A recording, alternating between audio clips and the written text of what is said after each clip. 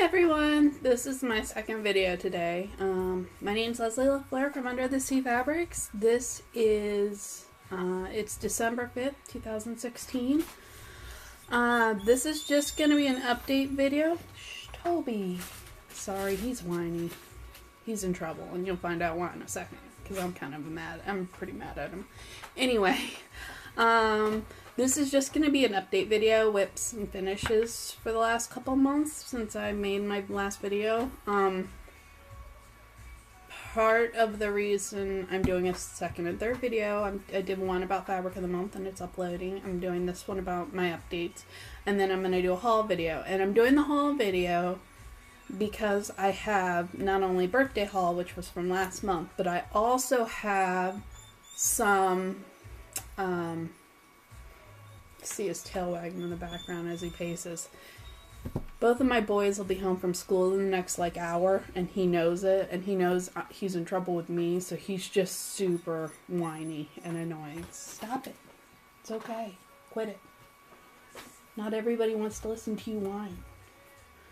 So, and also, part of the reason there's going to be a third video, I am in 3 secret stitcher exchanges on the Under the Sea Fabrics website, or Facebook group, and all 3 of them came in 2 days. And 2 of them I haven't even opened yet. So I am going to open them in front of you guys and show you the other one I received as well. Part of the reason is my year-long secret stitcher didn't wrap mine, so I was able to open it immediately. The other 2 people wrapped them, and I threatened to save it till Christmas, and one of them I thought she was going to have a coronary. So I'm going to go ahead and open it, and I told her I would do a video and open it so that she could watch me open it. In fact, I was thinking about doing it on Facebook Live, but I've never really played with Facebook Live, so I'm just going to do it on here, and yeah. Alright. See how needy he is.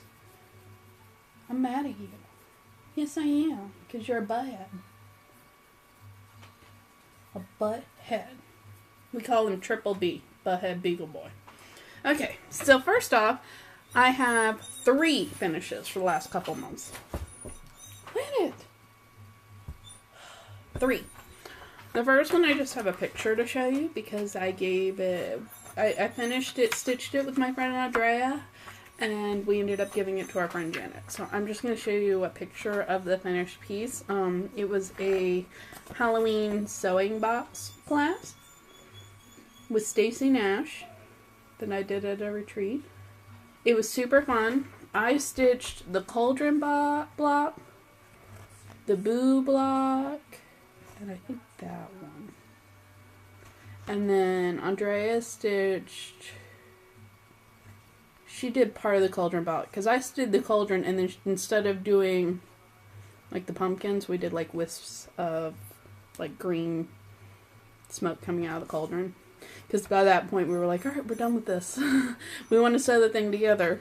And then she did this block. So I did that one, and half of this one. And she did this one, and this one, and half of that one. So, and then I created all the little pieces, and she sewed it together. So it was truly a group effort. We ended up giving it to Janet, aka Trixie Stitches. I don't know if she added it in her last video or not. But if she did, that's where you can find what the actual finish looks like. Next thing I finished was Quaker Pumpkin. This was in the Halloween Countdown to Halloween Stitchy Box Advent Calendar thing for Halloween. These are the called for threads. The orange was a Fiberlicious silk, and I think the green was a Gentle Arts, maybe? I don't know. I didn't save them. The pumpkin pattern was by Ori Torres from Quaker Fantasies / Ori TM Designs. She goes by different things, so I'm not sure which one it was. The fabric that came in the kit was a solid purple, and I chose to use one of my fabrics. So this is Hamlet Opal Belfast from Under the Sea Fabrics. I haven't decided how I'm going to finish it. I actually think I saw these really cool burls of wood, slices of wood, at Joann's or Michael's or Hobby Lobby, one of the three. And I think I'm going to buy one that's slightly bigger than this and then just mount it onto a piece of foam core or mat board and then mount it onto that because I think it would look neat.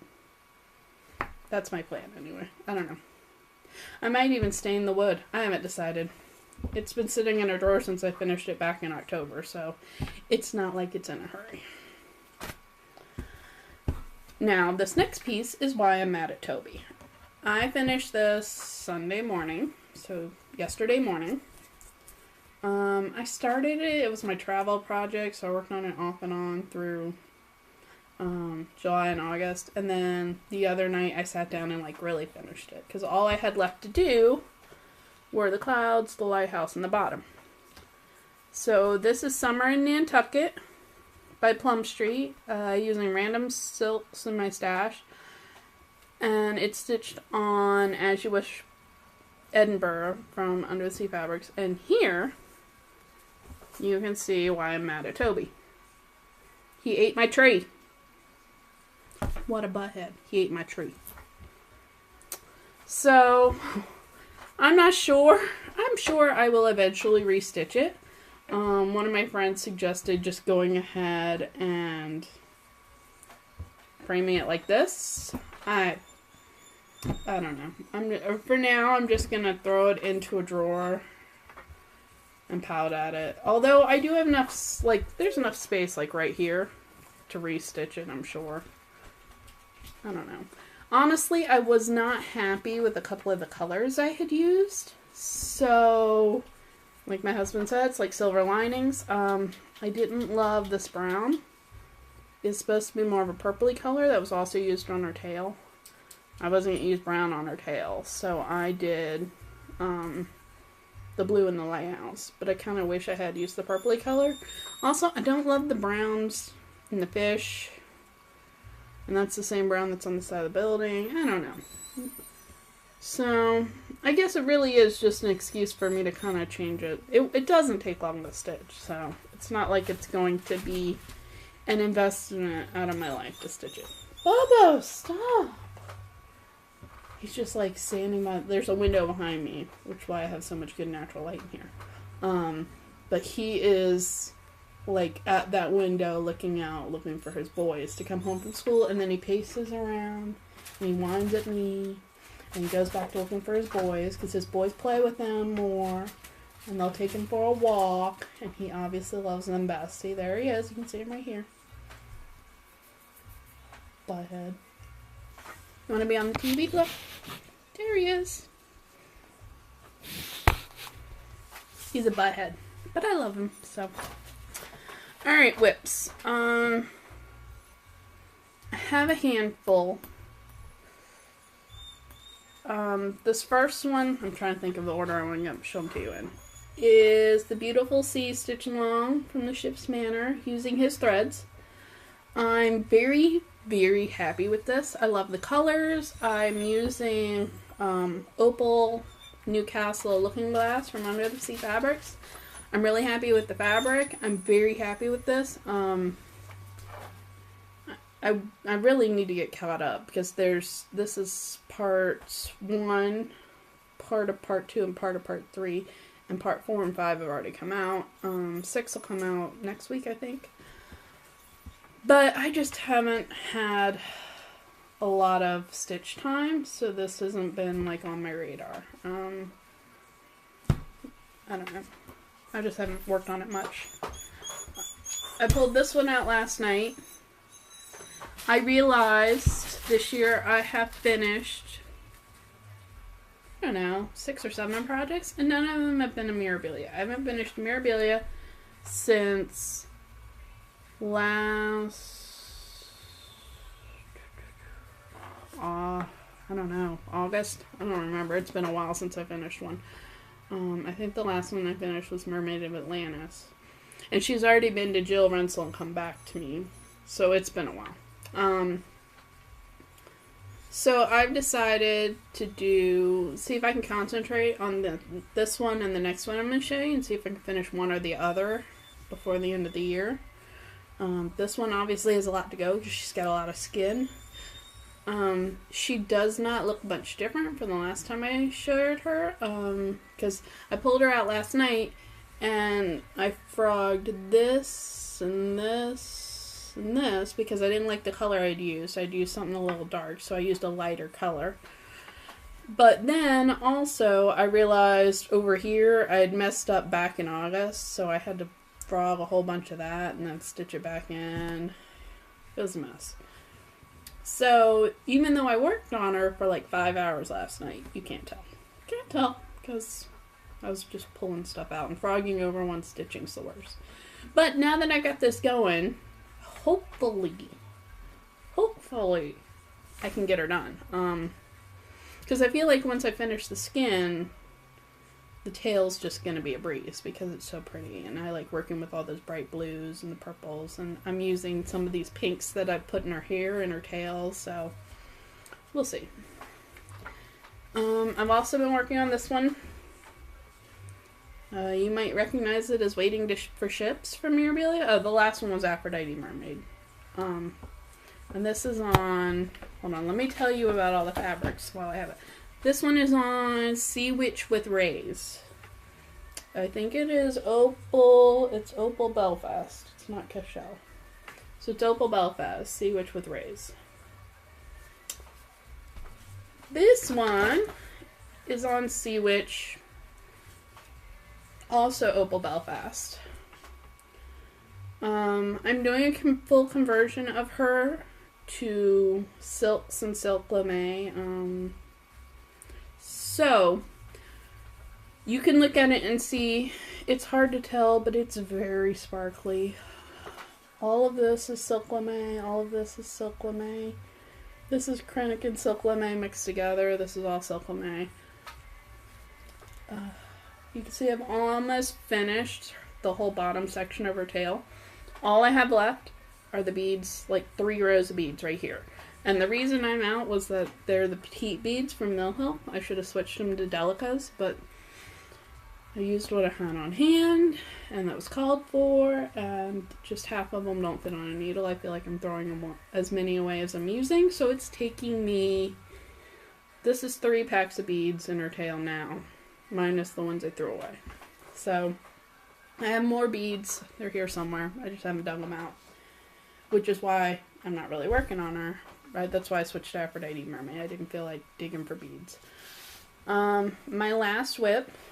I'm very pleased with this. This was my October project. I started it right at the end of September. And because of the move and the situation, we had an odd situation. We moved out of our house October 1st. And then we could not leave to come down until October 7th, I think. So we were in temporary housing on base for a few days. And then after that, my husband and boys drove all the way to Texas by themselves, and I stayed in Kentucky with my friend Andrea and Andy for, I think it was just under 2 weeks. Because Andrea and I had signed up for a retreat together, and so I just stayed there because it was a local retreat. So I got a lot of time to work on this project, which is why so much of it is done. Please stop. You're so annoying. I'm gonna lock you out for the next video. I'm gonna lock you outside, and you can whine at the birds and the rain. He's annoying.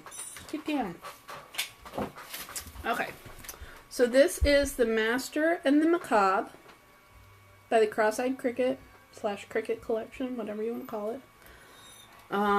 Most of it is the called for colors so far. I'm stitching it on 40 count Opal Newcastle over 2 with 1 strand. It's Hamlet by Under the Sea Fabrics. So you can see it's very small. This whole piece is going to fit on an 1/8. I'm almost done. Almost done. What I have left are the windows and like an inkwell right here. And then another line of like words at the bottom. I could finish this in a week if I concentrated on it. I was getting really bored with it. So I kind of dropped it. Changes I've made, the top was supposed to be a charcoal, and I started stitching it in black, and I stitched all the way up to this top thing right here, and realized that I had used black instead of this charcoal color, and decided that it was staying black. So, that was a mistake. Whatever. I still think it looks fine. What else is different? The moon is supposed to be done with a color called Snow, I think, from all the overdyed colors you see are silken colors. It was supposed to be Snow, but it also called for this gray stone color, and when you put the skeins against each other, they were practically identical. This gray stone maybe had a little more variation, whereas the Snow was white. So I chose to use the gray stone instead of the white to give it a little more variation. And then where the gray stone is called for, I've got like 3 colors to, I haven't gotten to that part yet, so it's in the inkwell, but I haven't decided if I'm going to, which of those 3 colors I'm going to use. So they're all sitting in the bag waiting for it. And then the words were supposed to be this light blue that's like right here in this hand, and I just went ahead and used the gray stone again because I liked the way it looked against the blue. I'll probably do the same at the bottom with the words. The words are supposed to be these gray colors right here. So that's that. Almost done. I haven't gotten to it yet. It's gonna go in a bag until I get ready to go back to it. I'm trying really hard, fingers crossed, not to start anything new until I finish some stuff. Normally December 1st I would start a Christmas project, but I've chosen just to work on whips, so I think I'm going to try to finish the Mirabilia. Maybe, maybe I could probably spend a week and finish my beach cottage from the Victoria Sampler. So I want to finish at least one thing before I start the chatelaine on January 1st. So that's about it. Thank you for watching, everybody. Like I said, there will be one more video. And I'll link to Under the Sea Fabrics, and I will have some close-up pictures on my blog. I'll probably get that up tomorrow. It might be day after. So I'll link to that as well. Have a good one.